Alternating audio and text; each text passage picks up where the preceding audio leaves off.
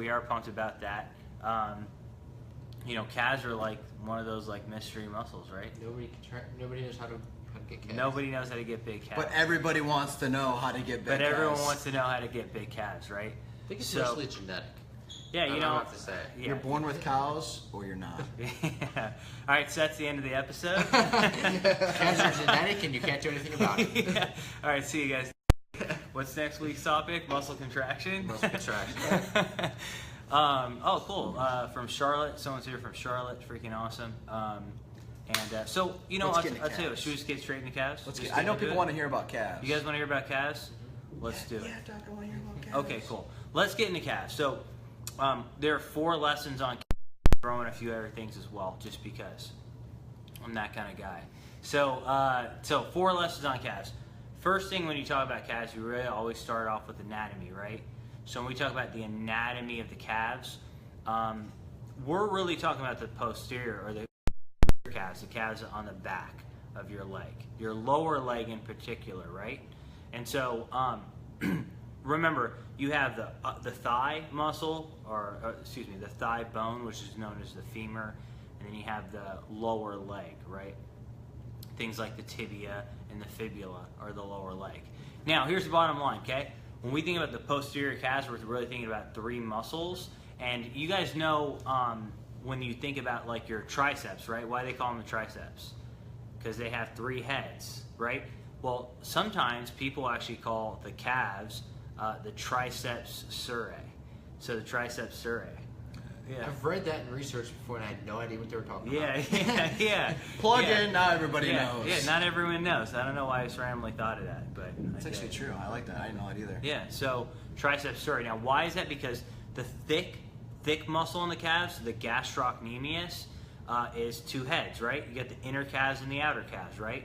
But then, like, below that, you have that fan-shaped muscle, or when you go to the side and you do like a side chest pose or something like that, you know, you kind of flex the calves and you see like a diamond sort of pop out on the side of the calves, and that is the soleus, okay? So again, you have 2 heads of the gastrocs, and then you have the soleus, and that makes up the triceps surae, or the triceps of the leg. So it's important to understand what happens. So basically, the gastrocnemius, it crosses the knee joint. It'll essentially that's important because the soleus doesn't. It inserts on the or originates on the lower leg. Both of them. Everyone here has probably heard of the Achilles tendon, right? Okay. So that Achilles tendon, the soleus, the gastrocnemius, all of those insert into that common tendon. So your Achilles tendon basically is the common tendon of that muscle. But again, the gastrocnemius crosses the knee joint, whereas the soleus does not. What does that mean? The gastrocnemius has 2 actions. It can plantar flex, meaning it can, when you stand on your tippy toes, the gastrocnemius does that, the soleus does that. That's called plantar flexion. But also, the gastrocnemius can also flex the knee. So like if you're doing leg curls, you will actually activate the gastrocnemius. Does that make sense, everybody? Okay, so that's the anatomy. Let's moving forward, let's get into the muscle fiber makeup, okay? So muscle fiber makeup of the calves essentially are primarily slow twitch in nature. Now the soleus in particular is like 90% slow twitch, okay? When you look at your gastrocnemius, it's probably about 70% slow twitch. Now that's on average. It's on average. If you got someone who's freaking enormous, you know, like say Ben Pekulski may have a higher proportion of fast twitch muscle fibers, which tend to respond greater to training than do slow twitch muscle fibers. Okay, so the main point I want to move across here is that your calves, your gastrocnemius, your soleus are essentially mainly slow twitch in nature. So what does that mean? It means that you're going to essentially want to do like higher repetitions, and you're going to want to do shorter rest period lengths. So if I were, but a small percentage of the time you're still going to want to go heavy. So what does that mean? you're going to want to train maybe one workout, something like 15 to 20 reps. Next workout, maybe you're even doing higher reps, like sets of 40. Maybe your third workout, you go a little bit more heavy, like 8 to 12 reps, okay? Maybe once every 10 workouts, you go real heavy, like sets of 6. Okay? So that's the whole point that I want you guys to be sensitive to. So that's the percentage fiber makeup of whatchamacallit. And the next thing we're going to really talk about is essentially the speed of the repetitions, okay? So how fast should I train my calves? Well, to understand that, you really have to understand the way the muscle fibers are in the calves, okay? So the soleus, again, like when you flex, or that V-shaped muscle underneath the thick muscle on the calves, that's the soleus, has shorter muscle fibers. Now, shorter muscle fibers aren't really meant for high-speed activities, whereas the gastrocnemius, the thick muscle of the calves, has longer muscle fibers, and it's meant for faster speed. So studies actually show that when I contract my calves at a faster speed, I activate the gastrocnemius more. However, when I go at a slower speed, I activate the soleus more. So so that's very important to understand. And I kind of want to tie these two things together. So like if you're trying to work the soleus, how do you isolate it? If you're trying to work the gastroc, what do you do? Okay, let's put this all together here. The gastrocnemius crosses the knee joint, right? What does that mean? When you stand, the muscle's tensed. If I bend my knee and sit down, the muscle's has a lot of slack in it, so it won't perform as well. So if I have slack in my calves and you take the stress off of that the big thick gastrocnemius, like seated calf raises or seated barbell calf raises, that's going to work that lower soleus muscle, okay? However, if I stand, lots of tension on the gastrocnemius, I'm going to activate it more. To add to that, if I'm standing and I'm doing a little bit faster repetitions, I'll activate the gastrocnemius likely maximally. If I do seated contractions and they're slower, it's going to primarily activate the soleus, okay? So next thing we talked about is range of motion. The calves are primarily like plantar flexors, which means they make you stand on your tippy toes. And intriguingly enough, they have the greatest mechanical advantage near the top range of the motion. What that basically means is that when you're coming out near the top, it's easier for you, okay? So guys who are doing like standing calf raises and aren't going full range of motion, and they're just like this, up and down, they don't get as much activation. But when you go bouncing? Bouncing, yeah, exactly. When you go all the way down, you actually have less of a mechanical advantage in the calves, and they have to work harder. Does that make sense? So when you're training calves, if you want them to grow, that bottom portion of the lift becomes very, very important. And in fact, what I might recommend is when you go to failure on calves, you may consider doing partial reps for 30 seconds at the end of the set to really target that high amount of activation on the lower, right? Now, one thing we didn't talk about, we're not talking about this week, is that the calves also have muscles in the front. And the front of the calves, we like to think about, remember you have the tibia. In front of the tibia, you have a muscle called the tibialis, because in front of the tibia, we call it the tibialis anterior meaning front. And basically so they do the opposite of the calves. If your calves put you on your tippy toes, these move your toes upward. That's called dorsiflexion. So your calves can look really huge from the front and thick from the front if you do reverse calf raises. You stand off a block and you're off a block and you're kind of just moving your foot upward like that. Those are reverse calf raises. One of the things that we like to do is we will lay backward on the leg curl machine, tuck our toes underneath the pad, and do reverse calf raises on the leg curl machine. Okay, killer movement. Or if you're doing seated calf raise, put your feet off of the pad the opposite way instead of like that and up. You're putting them off the opposite way and you're doing reverse calf raises. Does that make sense? So let's sum this all the way up. Gastrocnemius is the thick muscle, or altogether they're called the triceps surae. Why? You have that thick muscle in the back, two heads, inner calves, outer calves, called the gastrocnemius, okay? That crosses the knee joint. What does that mean? When you're standing, you have the most tension on that thick portion of the leg, and it's going to be activated the most. Also, the gastrocnemius have longer muscle fibers, so sprinting we'll work them on the ground, but also a little bit faster repetitions. A lot of people go, oh, she just bounced. No, I'm not saying that. Faster controlled repetitions. Now, if I do, because the soleus doesn't cross the knee joint, if I sit down, what will end up happening is I take the tension out of the gastrocnemius and place most of the tension on that fan-shaped muscle on the bottom of my calves. It gives you a dramatic look from the side, and that's the soleus. If I go slower repetitions, I'll activate that muscle more. Okay? Full range of motion is essential when training calves. Also, the other thing is that the calves are primarily slow twitch, so at least 2 out of 3, maybe 3 out of 4 workouts should be higher reps.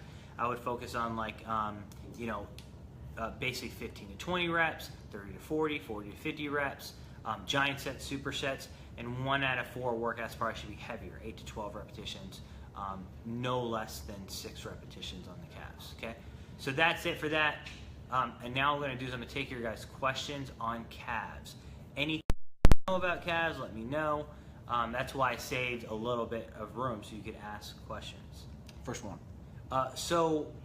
This is T. Salis.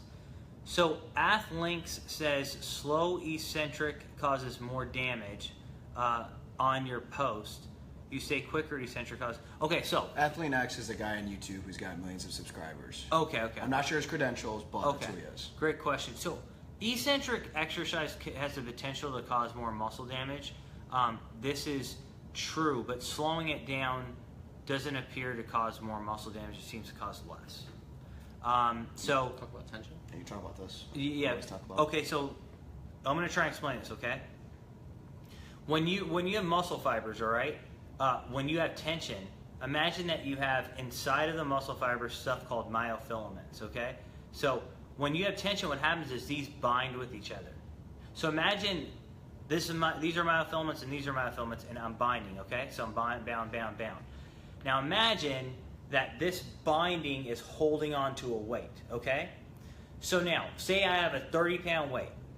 If I bind with 2 versus 5, where's there more stress? On these 2 or on these 5? Well, basically what ends up happening is you can guess there's more stress if I only have 2 or 3 than 5. When I go slower, I have more time to build up these connections, and so the tension is distributed over a large area, and so there's less per connection. When I go faster, I only have a chance to build up maybe 2 or 3, in which case there's more tension per cross bridge, more damage. Does that make sense? I hope that makes sense to you guys. If it doesn't, we will replay this on Facebook. I love that analogy. That makes so much sense to everybody. Thank you, Paul. I really appreciate that. Okay. Ready for another question? Yeah, I'm ready for another question. When training, should you focus on metabolic stress and muscle damage in the same workout, or should you separate them between 2 workouts? Actually, we did a study with John Georges. If you're watching this, what's up, John? And we found, this is preliminary data, but we actually found that it might be beneficial, even when you're going heavy, to have a burnout. So I think that you might focus primarily on heavy, but having a burnout that day to induce metabolic stress could be beneficial. Brittany My Fitness says, can a female make her calves smaller? Why? I know. Why would Maybe they're too big. I don't know. I don't know. No, Similar story to Tori. I don't know. Make him atrophy. That's a serious question. Yeah, I mean, it is a good question. Do more steady state. Yeah. Well, that's a really good point. I'm sitting there trying to think, okay, I mean, technically you could do like more cardio on your calves to make them smaller, but like really long duration. The question is, what did you do to make your calves so big? That's what everybody wants to know. True. If you're born really big calves, you really either disuse, or you could try like really long duration cardio. And the problem is like doing that much cardio on just your calves is going to be hard. And so, but make them grow anyway. I like the idea. And if you have great genetics, they might grow. So it might backfire on you. So, I mean, I hate to say this, but like, don't train your calves. I mean, that's the only thing I could say. If you have great genetics on calves, just don't train them at all if possible. When you do cardio, maybe don't do sprints outside, because that'll train your calves a lot. Don't do plyos. A lot of times females do a lot of plyo work. That's a great stimulus. So if you're trying to get your calves to grow, plyometrics is great. Sprinting is phenomenal. And that a lot of females use plyometrics and sprinting. If you're trying to make your calves atrophy, you may need to take those out. So what are we talking about tempo for the calves? Ali Kazi says. I think basically in general, slower and controlled. I don't really count tempo. It's just like if you can control it, go fast. On like you're doing calves, something like that. Boom, boom, boom. If you're doing the soleus, you're more focusing up. Boom, boom. I mean maybe 1 to 2 seconds on the down and up phase. Maybe 2 seconds on the down phase on gastroc, and maybe 3 or 4, on the soleus, something like that, and 2 on up.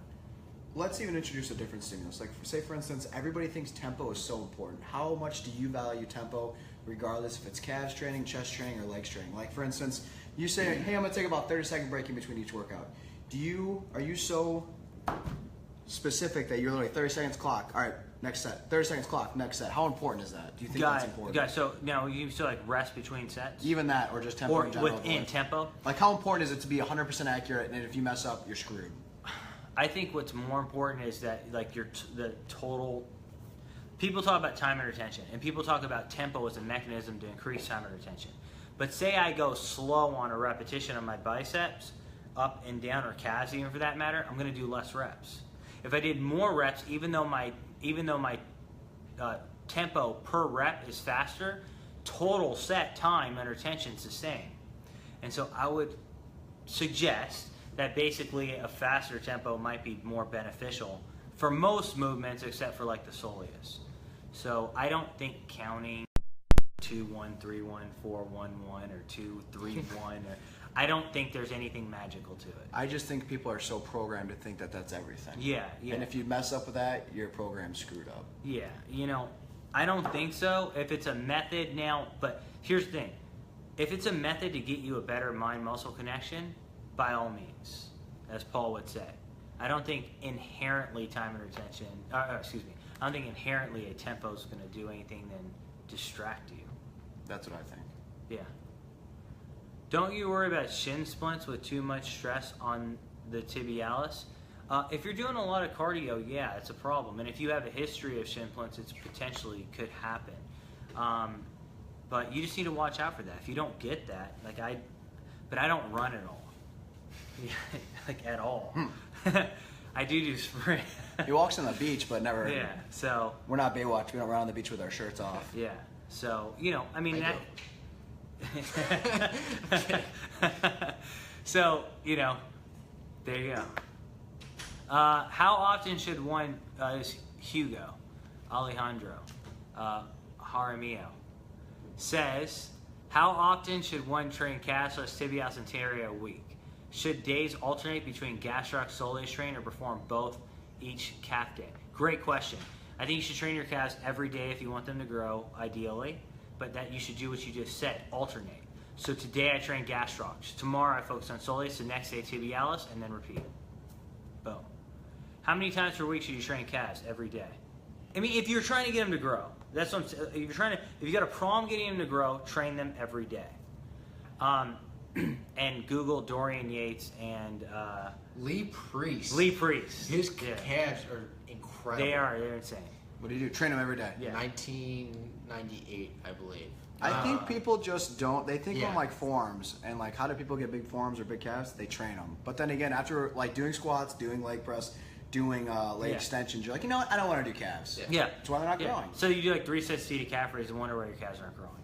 That's You train them like any other muscle. yeah. Train them just like every. Ask yourself, are you really training it? Yep. You got to ask yourself, am I doing this? Ed Alberto Hernandez says, what's up, man? If I train calves every day, how many sets is optimal per workout? So you want to vary that, right? So you're going to have a high volume day, which is probably at least 20 sets.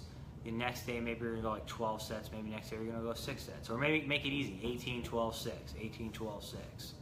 It's a good, try that out. And next time, let us know if you're growing. Stark95 says, how long should you intra-set stretch? Oh yeah, we did a study on that. Also, are forced stretch better than non-forced? At least 30 to 60 seconds between sets, you should do intra-set stretching for the calves. And forced stretch, like a little bit weight on the stretch, is better than non. Ali Kazi says, would you recommend isometric hold? Kind of same idea. Yeah, I do. Like basically like you're pushing down on the bottom to stretch the calves. I do recommend that. I do think that's good for growth. Good point. Okay. Who's going? Okay. John Keeling says, is foot position relevant to target inner or outer calves? I mean, I think so. I think if you turn your calves out, you're going to hit the outer calves. If you turn them in, you're going to hit the inner calves. So yeah, if you have a weak point there, or you're trying to make the calves look good from the side on stage, you know what I'm saying? Then you're going to want to turn the toes out. If you want to hit that inner thickness, turn the toes in. And also, it's just variation. Apollo X1 says, what about Chasm? Chasm said about the study which you are referencing for promoting a fast-eccentric. He said that the machine you use is not representative of a real-world training machine. Okay. I mean, everyone's entitled to their opinion. I respect Chasm a lot. Thanks, buddy. Natalie Tirana says, do you think heavy conventional deadlifts have a carryover into calf hypertrophy? I mean, sure, but not like your best carryover. I mean, could it help? Yeah, if you have great, if you have great genetics, yes. If you don't, no. Jesse Gross says, my calves have high insertion points, aka runner's calves, causing the lower to be very small. What would be the best way to train to add thickness to them? Well, if you're lower or small, you want to train the soleus. It's a lot of seated calf raises, man. A lot of seated calf raises. There's barbell seated calf raises, dumbbell seated calf raises, squatting calf raises, machine seated calf raises, right, etc., etc. Can't weak calves cause jumper's knee? Yeah. Good question. BFR for calves and where to wrap. I wrap blood flow restriction, definitely yes, and I wrap right below the knee. Is there any alternative seated calf machine if the gym doesn't have one? Yeah. Take a barbell and put it on your knees, and then put 2 plates underneath your calves and have at it. Jenny Fit Pro. What's up, Jenny? What is your personal favorite workout for calves? My personal favorite workout for calves, I posted on abcbodybuilding.com like a long time ago, okay? Back in the day. So when I was an undergraduate. And basically what it ended up doing is like, okay, it was like 8 weeks of bigger calves. And the general workout is this, okay? Say you start out with seated calf raises, and you pick a weight that you can do probably about 12 to 15 reps with, okay? On seated calf raises. When you're done, you do 30 seconds of partial reps, okay? Then you let the weight stretch you for 30 seconds, and then you drop the weight down, maybe by about 20%. You repeat that, which again is 12 to 15 reps, you fail, 30 seconds of partial reps on the bottom, 30 seconds of the stretch, and then you drop again. You do a triple drop set, okay? You rest like maybe 2-3 minutes, you repeat the triple drop set. You rest like 2 or 3 minutes, you repeat the triple drop set. Trying to grow? Yeah, and that, Trying to not walk. Yeah, exactly. Exactly. The next day you do that for your tibialis. The next day you do that for standing calf raises. Shock the body. Just take 1 day off and repeat. Like, you'll probably grow that week. But exactly.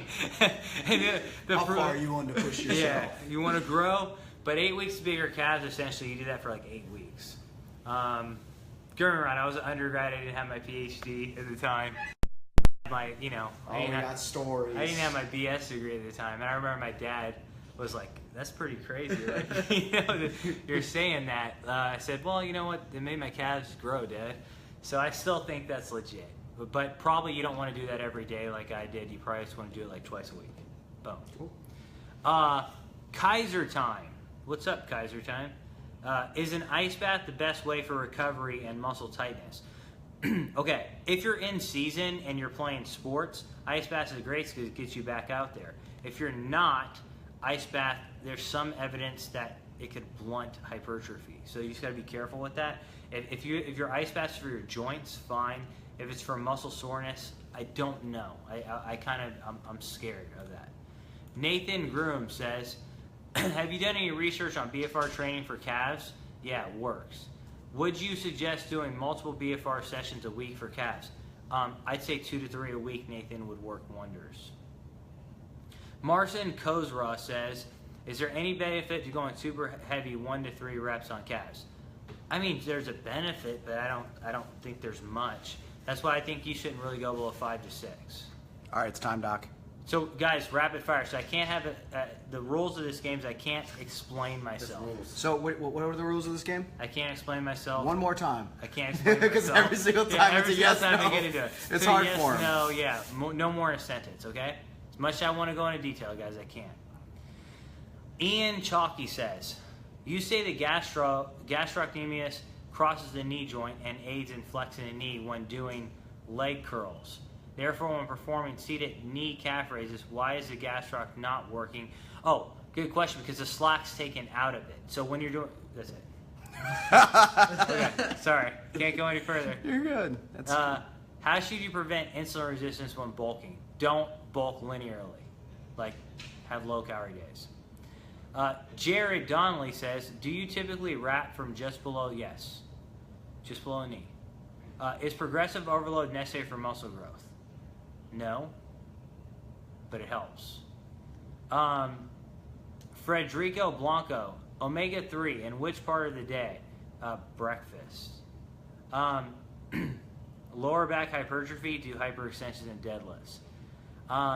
Any benefit to altering toe position, outer calves and inner calves. How can I train my rear delt more? Reverse pec deck flies. Glycerol before training. Well, Andy, Yeah. how many grams? 2 to 3. 2 to 3. Great answer. Good job, Andy. Yeah. Watch to EMS for calves? Absolutely. Okay. Let's see. What's a good indicator during a bulk phase to cut back on calories? You're getting fat. And you have no more pump. Beta-alanine for better pump? Maybe. Chronic bad knee swells, hurts after heavy work. Should I ice or heat? If you're not powerlifting, back off on the heavy work. And then, yeah, ice after. How often do you train? Do you foam roll or stretch your calves? I mean, if you want to make your calves grow, it'd be a couple times a week. Are there any drawbacks for everyday biceps training? No. HMB or BCA's intra-training? Both. Should I still do drop sets on heavy days on the last set? Does foot... Yes. That's on calves, too. Oh, does foot angle have any effect on calf activation? Yes. I know we talked about it with quads, Yeah. but... Interset stretch for muscle growth, very beneficial. Okay. Do you offer any seminar courses? Coming soon. Also coming soon. Cookbook, Just wait. yes or no? Yeah. I think we'll put one together. Yes, for sure. We can do it. Yeah. Also check out Ryan P. Lowry, his Instagram, and you'll see some stuff that may reflect on that. Please talk about vanadol sulfate. Could improve insulin signaling and improve the pump. What are the essential supplements that you use? Protein, amino acids, creatine. How anabolic is my nightly pint of ice cream?